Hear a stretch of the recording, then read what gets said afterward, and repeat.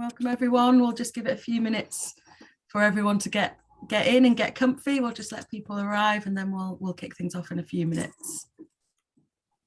It's very sunny here where I am in Sheffield, so if we want to give weather reports from where you are in the country today, that'll keep us all occupied for the first couple of minutes of the session.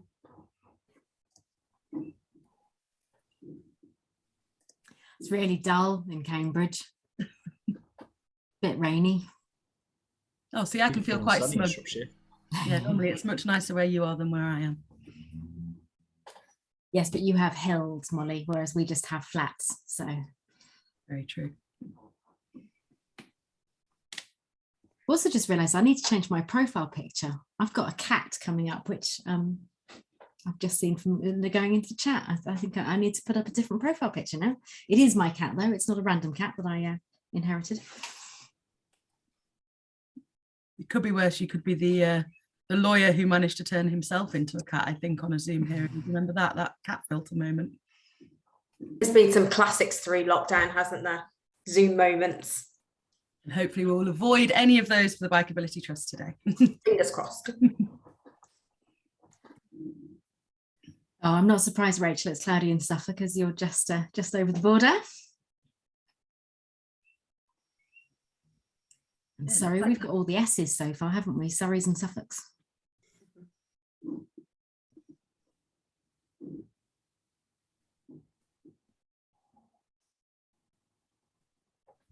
Fab. We've got 10 on the call. We'll just give it a couple more minutes for other people to arrive, and then we'll start off by introducing the exec team from the Trust.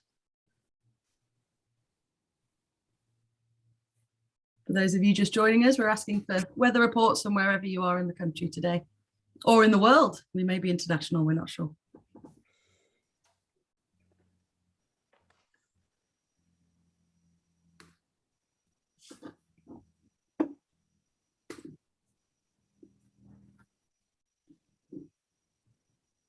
We got some international contingents then if we're doing international weather reports. We'll have to see. We'll have to see what reports come in.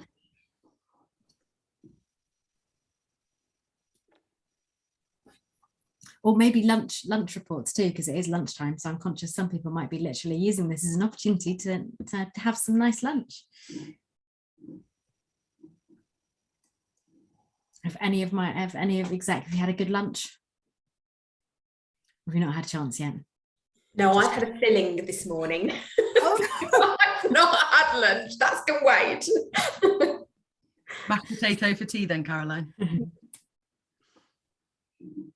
A couple of crumpets with jam. So yeah, pretty good, I think.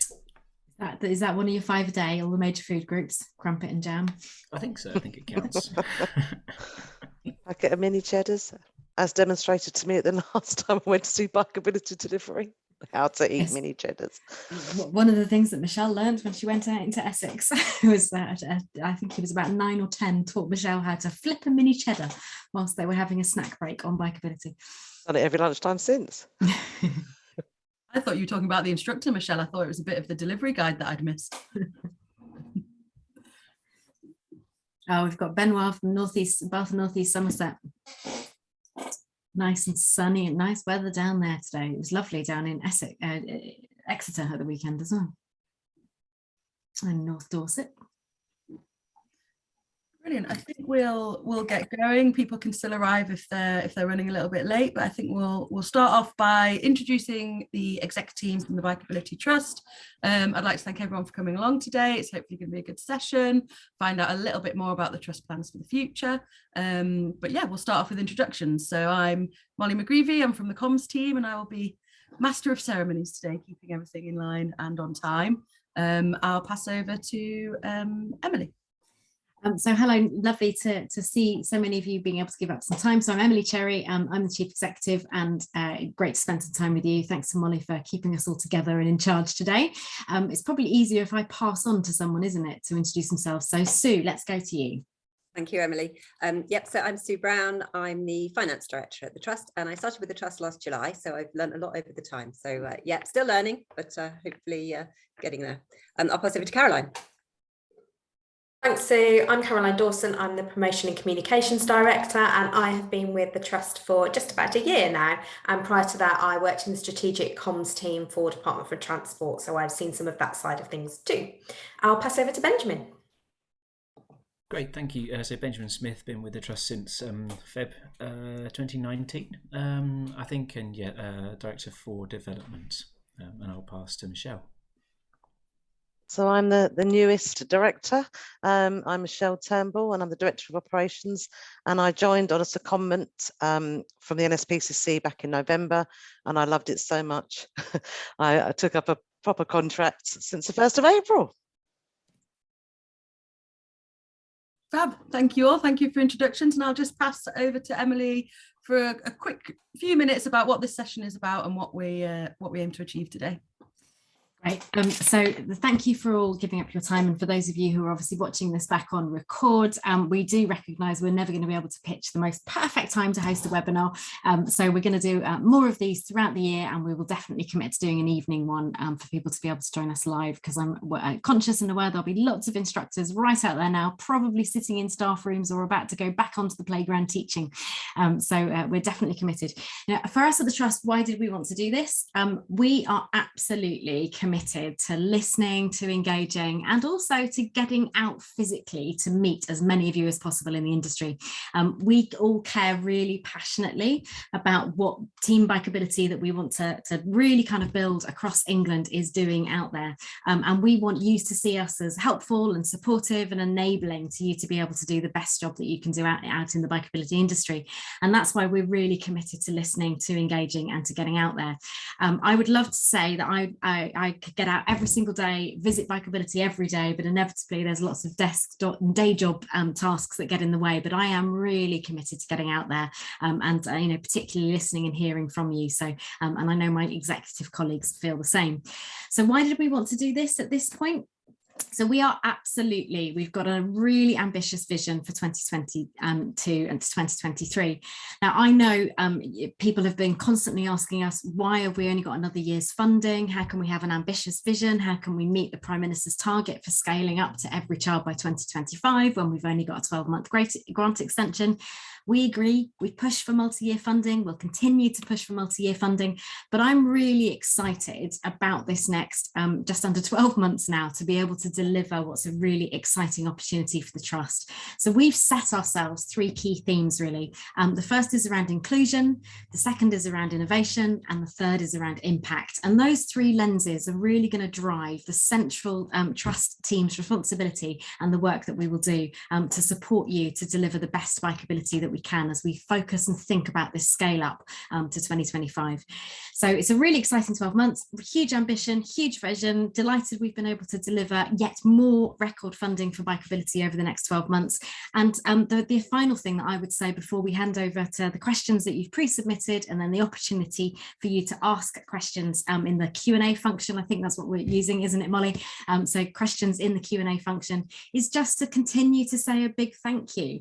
We are so deeply grateful for everything that our instructors, our training providers, and our grant recipients do to make sure that every child and every family can get the confidence to cycle and use it as a life skill. And that is down to the work that you do day in, day out. We are here to support and enable. We are here to celebrate everything that you do, but we just absolutely couldn't do it without you. And we're really, really, really grateful. So it's a big thank you from me to start off this session and the rest of the team.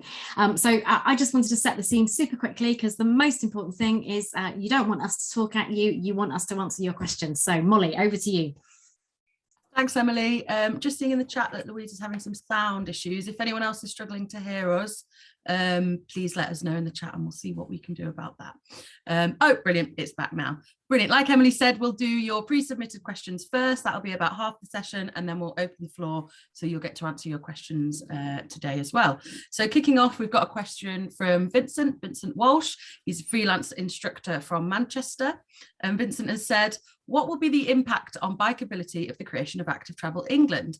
Commissioner Chris Boardman is keen on investment in infrastructure than training, believing its adult version has more long-term influence on modal shift than children's training.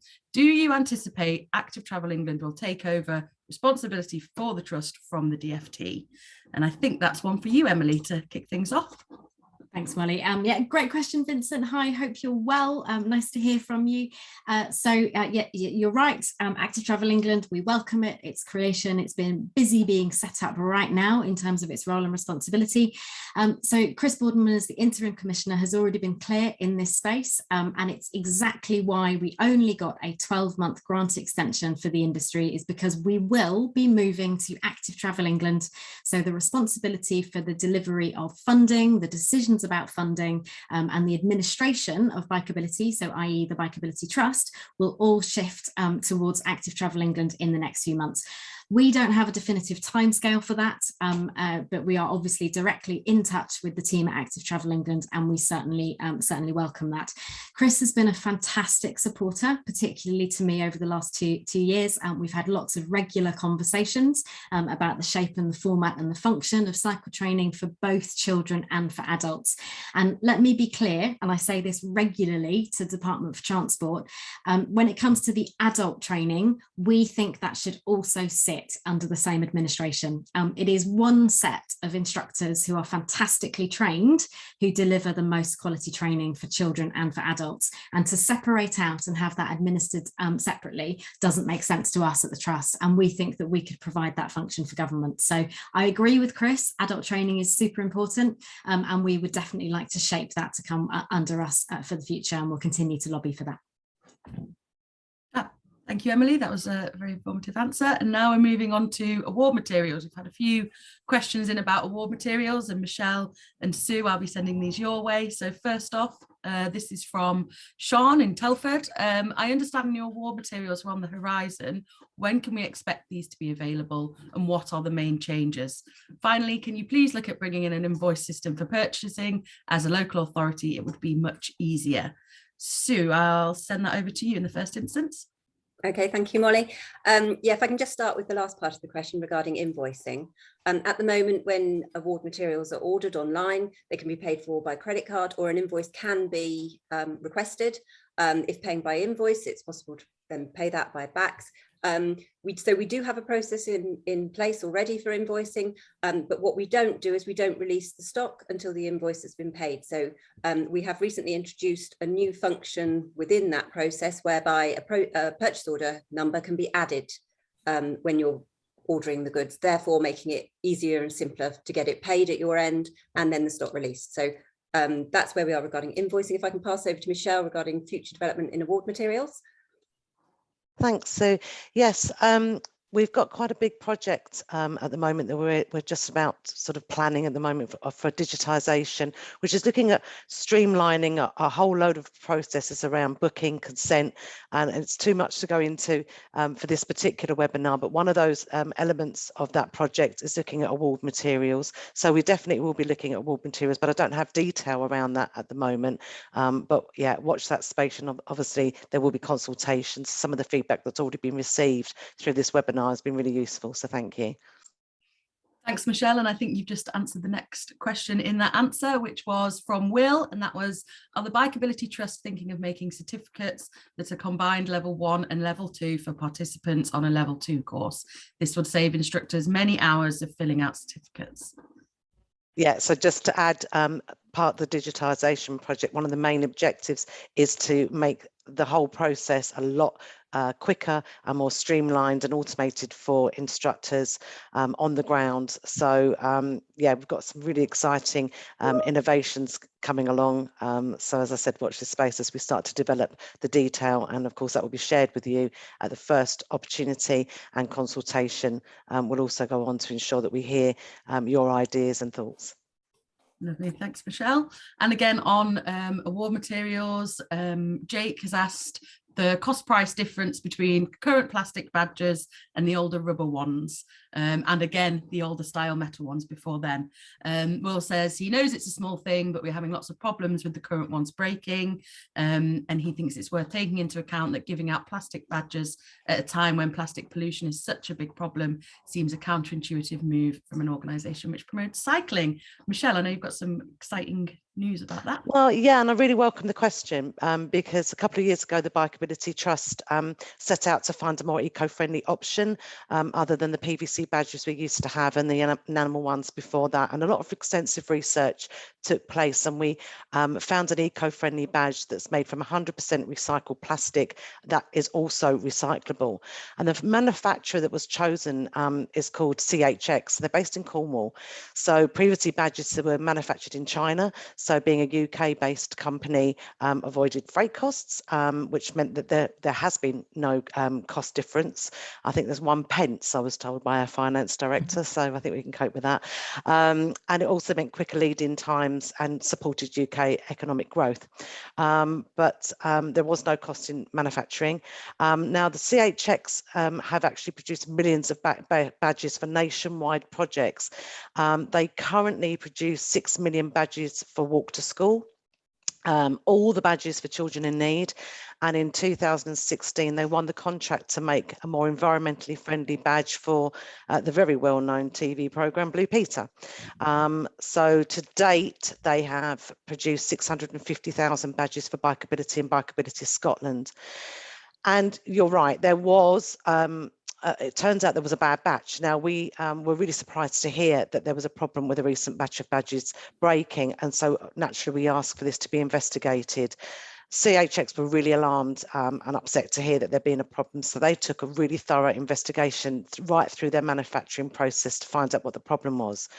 And basically, all of the badges that they produce use the same molds, the same fittings to the back. So they've had negligible numbers of issues with designs over the last 10 years, and so they don't believe it's a problem with the moulding of the badge or nor with the pin. The only difference was that the process with the recent batch was that they had installed a new machine that automatically fits the safety pin into the grips on the back of the badge. Previously, that was all done by hand, and whilst the machine only does about 4,000 badges a day and people do about 20,000 a day, a small percentage of these badges are done by machine, and therefore those badges were not quality assured in the way that they would be done by a human. So we believe that's the issue. As a result of that investigation and to remedy the problem for all future orders, they have agreed to move back to the manual process for all Bikeability badge production, and that would obviously ensure that quality control will be built back in for all badges. So it should remove any further issues. So I hope that's answered that question. Brilliant. Thanks, Michelle. We know that badges are very, very important to the children that undergo training, so we want to make sure that they're right, and it sounds like the situation is being fixed. Next up, we're moving away from award materials and we are touching on the conference. So there's not been a name left with this question, but someone has asked if we're going to move the location of the conference. Having seen it in the same location, it seems a little unfair to those who have to travel a long way. Why can't we have a poll to ask where it should be in 2023, offer up a few different locations and ask those who are going to attend where it could be? Emily, I'll pass this one over to you, please. Yeah, that's great. Thanks, Molly, and thanks for the question. So we did a poll last year and we polled extensively across the industry, and a Midlands location was the preferred one that came out. It's never going to be easy for us to pick a location and always make 100% of people happy, because people are always inevitably going to need to travel. Some people will. We've chosen the Midlands conference again because we've already surveyed the industry. The Midlands came out really strongly. The conference venue worked, and to be really, really clear, they've given us a stonkingly great deal, and they've honoured the same deal that we had last year. So we would have to then charge higher costs to the industry to go and move it to a different location, and all of the time in being able to book then. So we took another decision that we would go hold it at the same location, because that was the preferred from last time we surveyed the industry, and we want to be able to keep the costs down to enable as many people to come as possible. Lovely. Thank you, Emily. I'm going to keep with you for this next one, which is about TfL. Paul has asked, what can you do to help with the massive shortfall and cutting of funds by TfL for cycle training in London? Yeah, hi Paul, and thanks for your question. I'm absolutely understand that London has been incredibly difficult, particularly over the last few months. As you will know, and hopefully many of you listening to this on the call will know, the funding situation for TfL has been incredibly desperate since COVID, with the lack of income coming in through Transport for London, through fares, whilst we went through pandemics and lockdowns and people working from home.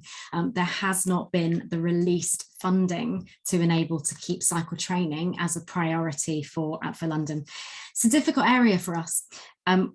Transport is devolved. There is a mayor, Sadiq Khan, with responsibility for London and responsibility for funding London, and it's up to the mayor to negotiate with the Department for Transport on a funding settlement to cover that shortfall in funding. DfT have provided funds throughout this period, and they're in a settlement agreement which runs out again in June, and cycle training unfortunately has not been prioritised as much as we would have liked within that period. But this is why it's difficult for us, because we hold no responsibility for the funding for London. That doesn't mean to say that we don't ask questions, we don't engage regularly with TfL. In fact, I come off this call and I have a meeting with TfL and DfT. We are behind the scenes, we are pushing, we are suggesting funding levels that could and should be put in place. But this is for Transport for London and not for DfT and for the Bikeability Trust to be able to lobby for. So we're really sorry about for London's situation and for the lack of cycle training, but this is not one that the Trust has a direct role in, but indirectly we do lobby behind the scenes. Brilliant, thank you, Emily.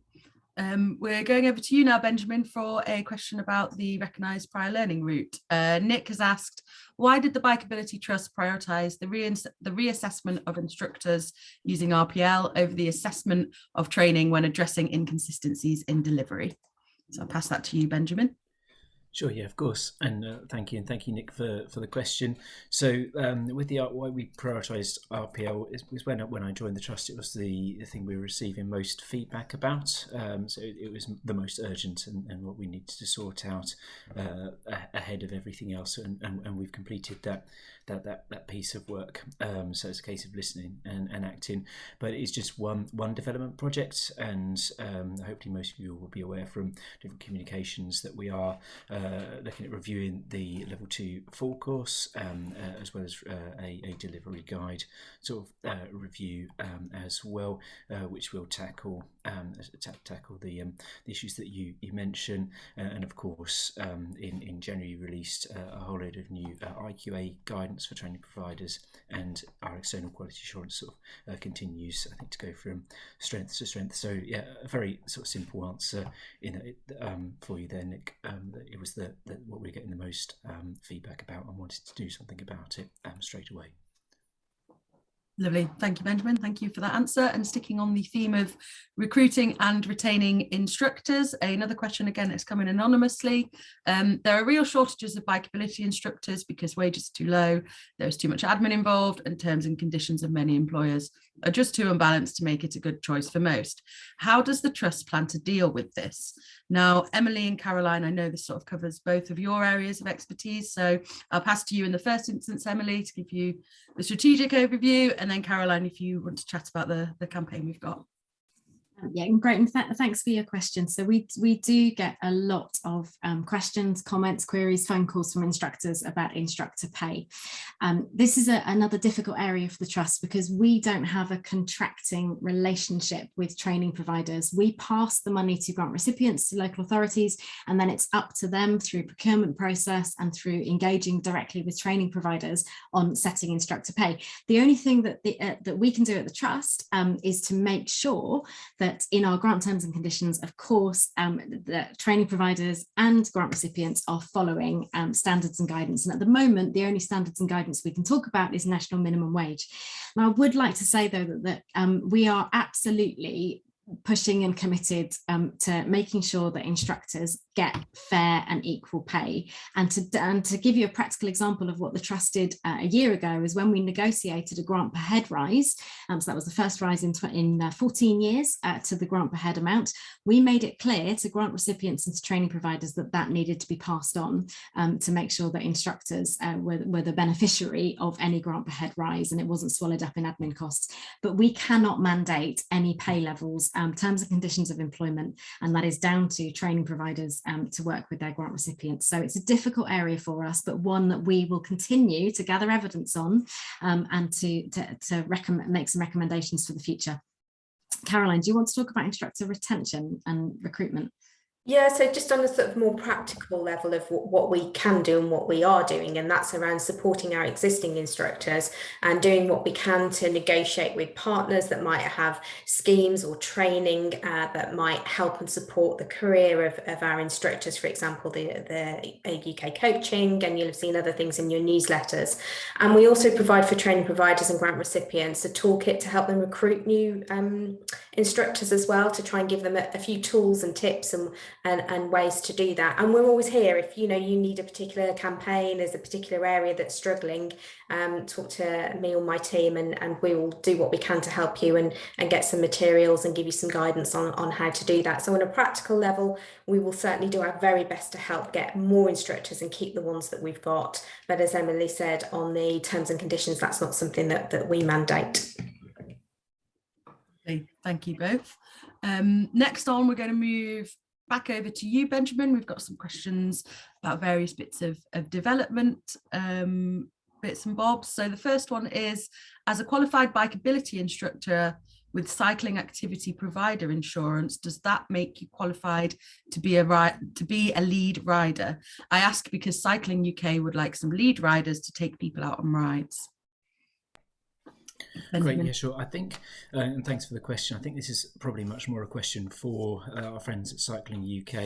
If you can be contracted with them to work as a lead rider, and cycle activity provider insurance is through them anyway, that will very much be a question for them. I'd hate to give you an answer that is not in my position to give. So yeah, the answer is please speak to Cycling UK on that one. Lovely. Cheers, Benjamin. Thank you very much. Now, I know you'll definitely be able to be the right person to answer this question. This is coming from Debs, and the question is, on wide roads for right turns, major to minor, is the position primary or closer to the centre of the road? For left or right, we'll do it in sections, so we'll go for that one first. So major road into a minor road, turning right, are we in primary position or closer to the centre of the road? You're always going to be in primary, and I'll take the whole question because it sort of relates to sort of primary and secondary position. I do like a good chat about the delivery guide and road positions. I am very So the rest of the question is, for left or right turn minor to major, is the position primary over the centre of imaginary split lane? This is vague in documentation and differs throughout cycling bodies. Great. So at a junction, you are always in primary, and you are teaching riders to be in primary position as well. But you should define primary position as sort of the centre of the moving traffic lane, and that's important, and that's what the delivery guide and the national standard say. Where exactly that is for a right turn in or out, or even left turn in or out, does depend on the width of the road and what the moving traffic lane looks like at that junction. And obviously you need to be explaining that to young riders in sort of an age appropriate way, but I think that answers the question. But what we are, as I mentioned, reviewing the Bikeability delivery guide, and I think we could certainly support that. And this question in particular with some better images and perhaps some sort of clearer wording around it. So I'll take that away. My colleague Patrick Jarman's leading on the sort of delivery guide review. I'll feed that to him so he can make sure that this question is properly answered in that. But yeah, it's primary, but the primary position is defined as the is the centre of the moving traffic lane. Lovely, thanks, Benjamin. And we will be emailing out responses to these questions as well, so you'll have that top tip from Benjamin landing in your inbox soon. Next up, we've got a question from CycleWise in Southampton, and they have said, as a registered bikeability training provider and sole instructor for the past 17 years, I have taught many hundreds of adults and children as family groups on a private paying basis or funded through other sources. How might I access bikeability funding for this? And is it viable for a sole instructor, or would the paperwork be overly onerous? So I'm going to pass this over to you, Benjamin, but Emily, I know you might want to jump in as well. Yeah, sure. And I think, and thanks for the question. I think Emily has answered it in part with an answer to one of the previous questions. Obviously, to access bikeability funding, you'll need to become a registered bikeability training provider. Now, have a look on the website. There is a walkthrough on how to do that and what policies and procedures are required, and that is important, as it's just one of our sort of quality checks for training providers. And in order to access funding, obviously the funding route, as explained before, comes from DFT to our grant recipients, which in most cases are the local authorities, and they will either sort of deliver in-house as their own training provider or outsource through a sort of procurement process to training providers, and that's your opportunity to bid for the funding. I don't know, Emily, if you wanted to add anything to that. No, I think you've got it spot on, Benjamin. So I think because of the wording of the question, I think, Molly, you said as a registered training provider. So it sounds like you're already registered with us. So there is no paperwork if you're already registered. It's just an annual review process to be able to make sure that that's in place. But it will be about what contracts and tenders do they put out in your local area to be able to access DFT grant funding. The only other thing that I would have added is that it was more than 6 months ago, we released a different set of funding. So the Trust has our own grant funding, that's our innovation fund, and we're not expecting to release any more in the next few months, but look out in newsletters for any future innovation funding, and you don't need to go through a grant recipient to be able to access our innovation funding. And then we just released the widening participation funding, and we contracted a whole range of other organisations through that one, and that didn't go through local authorities, but unfortunately there's none of those further ones coming. But look out, always read the comms newsletters is what I would continue to say to everyone, because all the good stuff goes in there. I would agree, Emily, and very well written, I've heard. Brilliant. Right, so our last question of the pre-submitted questions. This one has come in anonymously. It's coming from a bikeability instructor who's been delivering levels 1, 2 and 3 plus the additional models for nearly 15 years. This person has developed some highly effective teaching strategies, but has noticed that there's been a marked decline in riding ability for children presenting at years 5 and 6 for their level 1 and 2. And as this person says, that's up to sociologists to determine why that children might not have the same level of ability they may used to have had. But the question that they are wanting to ask is this something that we should be embedding as part of the curriculum? How might funding be better targeted in early years, other than balance, to ensure the skills attained are further developed in school and beyond? This person says they've spoken to many instructors and primary school teachers regarding the subject and believe that cycling in some form should be part of the sports or PE curriculum. So yeah, I'm opening the floor to thoughts on that one. Emily, we'll start with you. I know it's something you're very passionate about. I'm hugely passionate about this, so I can give you the very short answer. Yes, it needs to be on the curriculum, and we are not going to rest until we get it properly on the education curriculum. Now, 2 important things have happened recently. The first is that the Education Secretary, Nadeem Zawahi, has now launched the Department for Education's Climate Change and Sustainability curriculum, and guess what programme is listed as a resource that schools should be taking on as part of that curriculum? That'll be us, as well as a few other great organisations like Living Streets, Walk to School Outreach, but that's a huge signal from the department that they believe and endorse what we are doing with children. The second really important thing that is absolutely happening is that we are pushing DFE further. So we want DFE to help us with more communications direct to schools. We want them to back our Tools for Schools programme, which is a cross-curriculum set of resources that teachers can deliver, and we will continue to ask DFE to get behind, and we won't rest until we get it properly on the curriculum. So good steps forward and fantastic. There's two other parts to your question that I just wanted to address. So there is, as you've rightly pointed out, a huge body of evidence coming forward about children and the impact of the pandemic on fine motor skills, on physical health and well-being, and the importance of placing more time for children in the curriculum on being able to develop those skills. DFE don't currently have an answer to that, and we will be continuing to push, but they have, as part of the holiday and activities and food programme, again listed Bikeability as a resource for children who are attending HAF programme activities up and down the country. So local providers can expect to get requests to be able to deliver Bikeability as part of that. But we've also written some chapters for the All-Party Parliamentary Group on a fit and healthy childhood about the importance of establishing early years play and physical movement as part of establishing later on lifelong health-long habits. And that committee concluded that, again, Bikeability should be on the curriculum. So we are not going to rest until we get it there.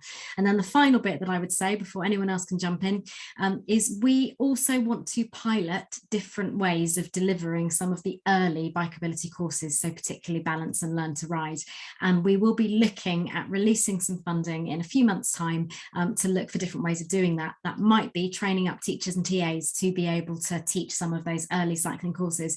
It might be community leaders coming in and being able to do that. It might be other things that people can think about, but we certainly want to see different ways that we can embed within the school community and wider community, different ways of teaching Bikeability so that we can continue to reach out to more children and get more children up to the right level of being able to take on level 1 and level 2.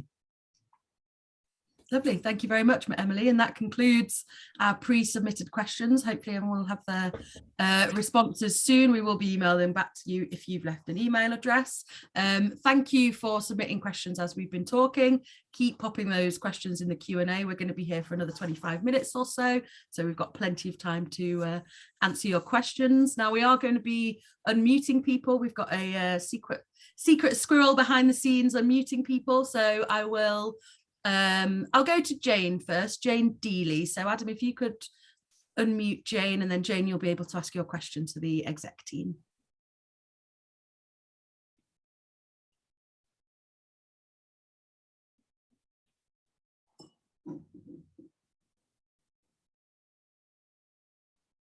You with us, Jane? My secret squirrel is having tech issues, so I shall read out your question for you, Jane. Apologies for that. So Jane has said that she is concerned about the length of time between a new instructor completing all tasks with their Recognised Delivery Centre, RDC, and being officially registered, and also confirmation after PCA. One of our team has been waiting over 6 weeks for PCA feedback and sign off from his RDC. We need them out there as soon as possible once they're qualified. Can something be done to improve this? Benjamin, could you take that one, please? Yeah, of course, and thanks for the question. So I think as mentioned, the review of the full course, and part of the scope of that is looking at the assessment.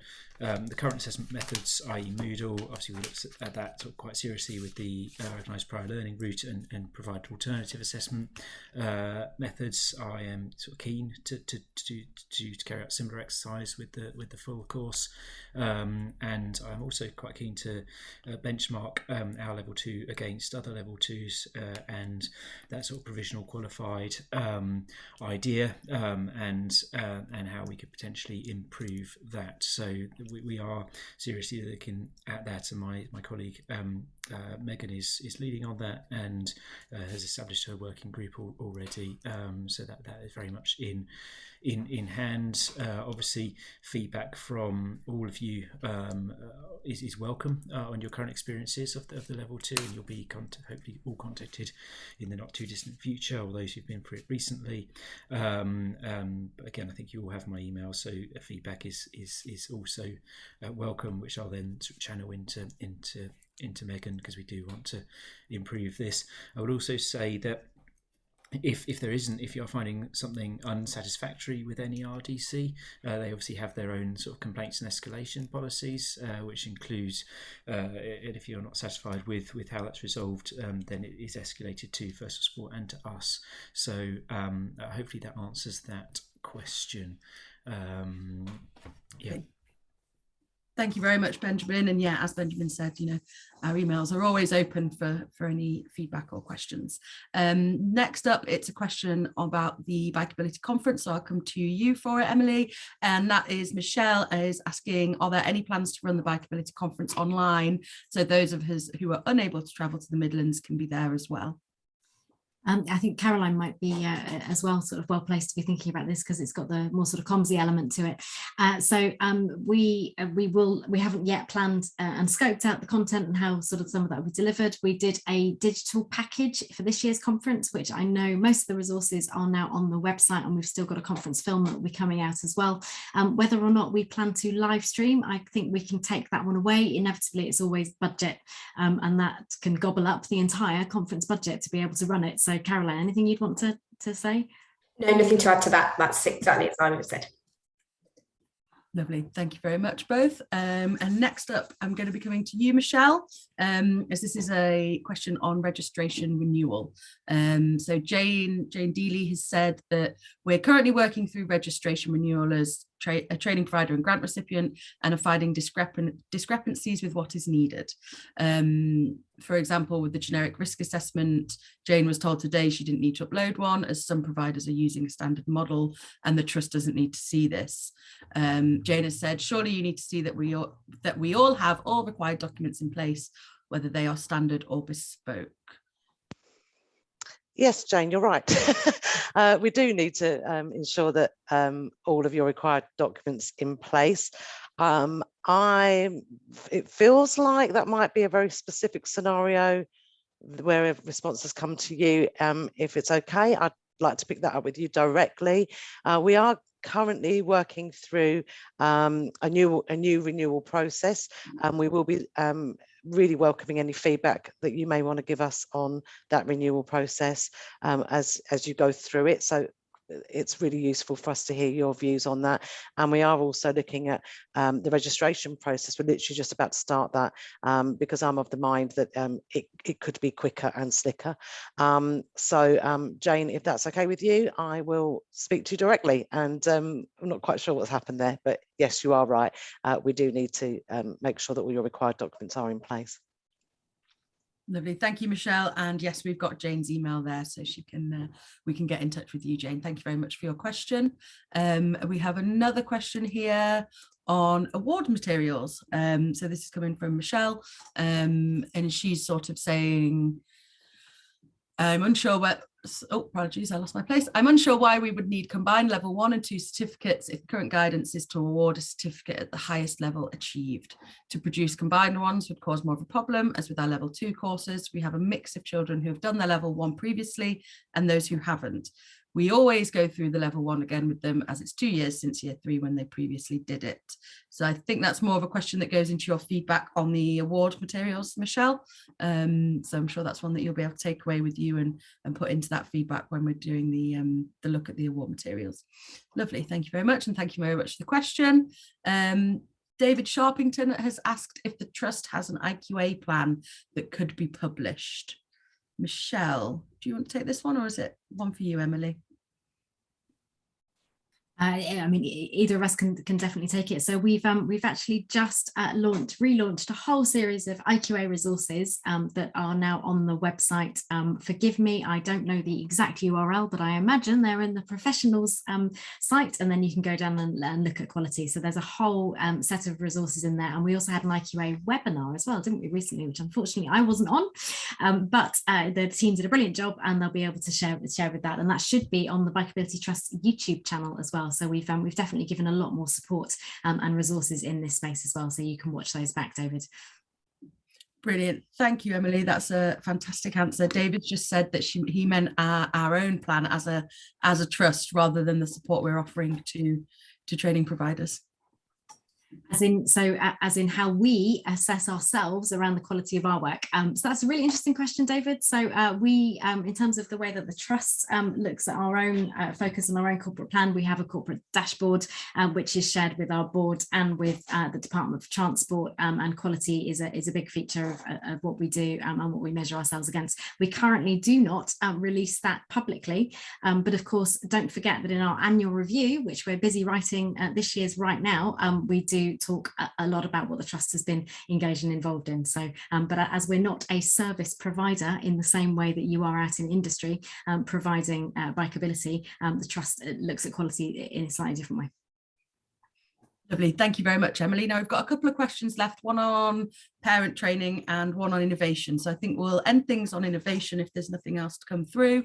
And I'll ask this one from Louise before that. If there's any more questions, please let us know and pop those in the chat, the Q&A now. So Louisa said they hadn't realised adult cycle training was administered separately. If our aim is to get more people cycling, I think it has to come through parents, as they will be the biggest influence over whether their children cycle. There seems not to be enough emphasis on targeting parents to attend training. Is there any funding to provide training to parents? Yes, there is, in short. So we grant funded last year 5,000 family places. So that was 5,000 families over, I think 6 people per family could be in it. So that was the funding that we released. Last take up that I looked at, we had managed to engage just over 500 families to be able to take up family training. The feedback we've had from training providers is that it's been quite difficult to engage families, but we continue to have, in fact, this year we've got 5,250 training places that we will be administering out via grant recipients. All of that has been allocated to grant recipients, but as we always run a waiting list. If you feel like you can do more, but we're not going to release more family training to grant recipients until you have delivered the allocation that you've already had out there. And then the only other bit that I'd say about family, sorry, 2 bits. The first is that Caroline and Molly and the comms team are working on new comms resources to be able to engage families to think about taking on cycle training, and we'll be able to release those to grant recipients. And then the second big thing that we're doing to engage families is through the digitisation piece. We absolutely will build in parent-carer contact to that so that we can take parents and carers on a cycling journey. It is fantastic that we can deliver to 500,000 children over this next 12-month period cycle training that equips them with the skills and the confidence for life. But if that child goes home and the parent says, I'm not letting you out on a bike, I'm not going to let you out to cycle, then that child's journey doesn't continue. We know we need to do more to engage with parents and carers, and that's why we will be building a parent-carer hub that then takes that parent on a journey as well. So not least helping and seeing them and enabling them to see what their child has done and the skills that they've got, but then also unlocking for parents and carers themselves training if they want it. And what we're building in our corporate partnerships world is a whole series of discounts and days out and opportunities for parents to then get out and get involved and get cycling with their child as well. So we see parents and carers as being a huge unlocker to getting children to cycle much more regularly. We'll give them the confidence and the skills, but then it's up to parents to help them to develop and take on their cycling journey. But we think we've got a role to support them to do that. Lovely. Thank you very much, Emily. It won't be too long before no parents can get away with not going on bike rides because they've not got the skills they need. I mean, you've touched on it a little bit in that answer there, Emily, about innovation and the plans we've got in the next year. But Aaron has just asked what sort of 1 or 2 ideas that are on the burner for the next year or so where we'll be innovating and you'll see the trust putting innovation into action. Right. Well, instead of me answering one, Benjamin, why don't you talk about immersive reality? Because we get very excited, Benjamin and I, about this one. We like a chat about the delivery guide as well, but we love a chat about immersive reality. Yeah, definitely. So I think for those of you who are at the conference who have got up with the materials from that would have seen Dr. Bishop's presentation from there. So Brunel University have been doing some fantastic research into the effectiveness of immersive reality, and we hope as a tool that will sort of supplement and improve cycle training and signpost young people to further practical training. We're hoping to develop the immersive reality offer, hopefully starting in September this year, with providing, with creating and testing that approach out with training providers across the country. We're hoping to work with 10. So if those anyone who's interested in being part of that, please do let me know, because we're keen to work with you with training providers on that to gather feedback on how practically it works and improve what we're the what we're kind of thinking about delivering and make it the best that it can possibly be, as that sort of additional piece of learning and signposting to practical training. Yeah, I mean, there's a lot going on in the development team, and I've mentioned a few projects that we are involved in which will hopefully do a lot to improve what we're currently doing. Not that obviously what's currently happening is fantastic, but we think that with a few tweaks we can make it even more fantastic. So I guess Emily, did you want to add anything more to that? No, I think Aaron asked for 2 examples, so we could also share so brilliant, thanks Benjamin, because that was great. I get very excited about the immersive reality work that Brunel and Dr. Bishop have been doing, but I'm equally as excited about one of our other innovation projects, which is you all know level 3 training and engaging teenagers, particularly getting in through the doors through secondary schools, has been incredibly difficult, and we are looking at some work where we can look at a rebrand of level 3. The program works in terms of the Bikeability delivery guide, but we think there's probably other ways of branding it, designing it, delivering it that would engage teenagers a little bit more. So that could be another piece of innovation work that we're going to be doing. Lovely. Thanks very much, Emily and Benjamin. We've had a last question come in from Derek Poole. Back onto the IQA point, Derek has said, surely you do provide a service to instructors, so why not be more open about your IQA? I think that was in relation to you saying we aren't a service provider, Emily, so I'll pass that one back over to you from Derek. Yeah, so in terms of our corporate dashboard, Derek, so you're probably picking up on the fact that I said we don't share that out. We do share out a lot of the information that sits in the corporate dashboard in our annual review. So therefore there is an openness to what we do and what we provide at the trust, but we don't provide bikeability delivery ourselves. So, we do have instructors that work in the trust. We've absolutely made sure that across all of the layers of the trust, through management, through our trustee board, and through a staff team, that we have instructors and the instructor voice absolutely across all levels of the trust. And in fact, I've just recently qualified myself only about 4 weeks ago as an instructor. So I now completely understand the process that instructors go through to be able to deliver it. But I think, Derek, you just slightly misinterpreted that we're not open about our IQA. We share in our annual review the work that the trust does. Lovely. Thank you very much, Emily. And I know that annual review will be published soon, so there will be more than enough opportunity to have a read through and see what the trust has been up to over the past 12 months, because it's definitely a packed annual review of lots of activities. Brilliant. So we're finishing a little bit early. We've got 10 minutes or so to go. There hasn't been any more questions. Oh, there has been another question coming. I just didn't have my Q&A open. Questions around immersive reality, which is very exciting. Michelle has asked, what is immersive reality? And you didn't mention whether this was for riders, instructors or schools.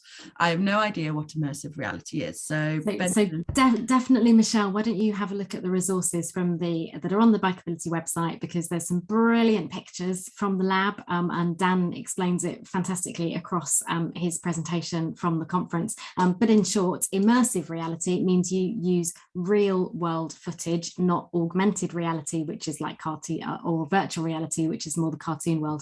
So think of child sitting on spin cycle with big screens all around them, and it being real world footage, cycling footage for that child. They've got they can turn the pedals, they can control some of the speed on it as well, and then we've gamified it, so children are asked with researcher support to look behind them, and there'll be iPads that will show cars coming towards them, all those types of things. It sounds quite fantastical, but actually the results coming out of it, the improved hazard perception from children going through the immersive reality training as part of their Bikeability level 2 has just shown real gains for them. So I hope that explains it a little bit more. Benjamin, sorry, was there something else you wanted to add?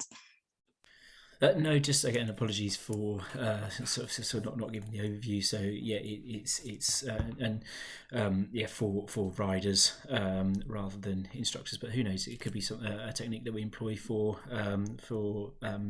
teaching instructors in the future as well.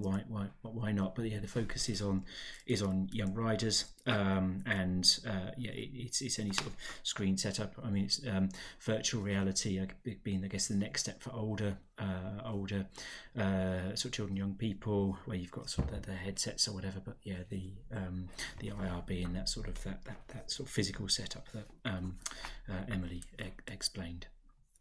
Lovely, thanks both. And I have just popped the resources from Dr. Dan Bishop's talk at the conference into the chat. I know it was one of the most popular ones of the day, so there's definitely a good opportunity to have a look back at that and yeah, get up to speed on immersive reality and how it can work with cycle training. So Louise, hopefully that's answered your question about what immersive reality is. And finally, I think this is probably one for you, Benjamin. It's more of a suggestion of calling level 3 urban cycling as a name suggestion. So I'm sure we will throw that one into the pot on the level 3 mood board that we've got up on the imaginary wall at the Bikeability Trust. Brilliant. All right then, so that's all of our questions for today. Emily, I'll pass it over to you to wrap things up. Thank you, Molly. Thank you for making sure you kept us on track and on time. So, and thank you to all of you for being able to join and give up your time. So it is really important to have these, have these sessions from our perspective. But this is one session in a 365-day-a-year calendar. We are here. Emails, phone calls, invite us out, engage us, talk to us. We are really open to ideas and suggestions, and that's the culture that we have at the Trust. And we really want to hear from you with the expertise that you've got in delivering bikeability. We've got the role and responsibility in being able to secure the future of the programme and the future of bikeability and where it sits. To do that, it makes us better and better equipped to do it if we hear regularly from you. So we are really committed to doing this. And if you weren't at the conference, I'm aware so many people weren't able to join at the conference. We did have, and I'm hoping my camera will show you, we did have a little special conference badge which the team designed, which hopefully you can see on camera, shows all 3 of the Bikeability brand colours of level 1, 2 and 3 on one badge. I underestimated how important badges were to adults, and we had these designed for Trust staff so people would know who we were on the day and know that they could approach someone with the badge and get questions answered. I jokingly said I was going to have these and only give them out to people who invite the team out for a visit. So if you want one of these badges, the only way to get one is invite us out. I've done a mini tour of the UK a couple of weeks ago. I'm constantly out on the road doing stuff. We love coming out to see you, and it's just a complete and utter bribe to say, come out and we'll give you a badge, because we want to see you, we want to engage, and we want to hear from you. So if you'd like us to come and visit, you get a badge. There's your incentive. But thank you very much for everything that you do. We really appreciate it. The door is absolutely always here, always open to take your ideas and suggestions. So please get in touch, and please enjoy some summer cycling, even though bikeability is still great fun in the rain. Brilliant. Thank you, Emily. Thank you, everyone, for attending. And yeah, we'll put another one of these in the diary for soon. We'll let you know. Thank you. Cheers. Bye.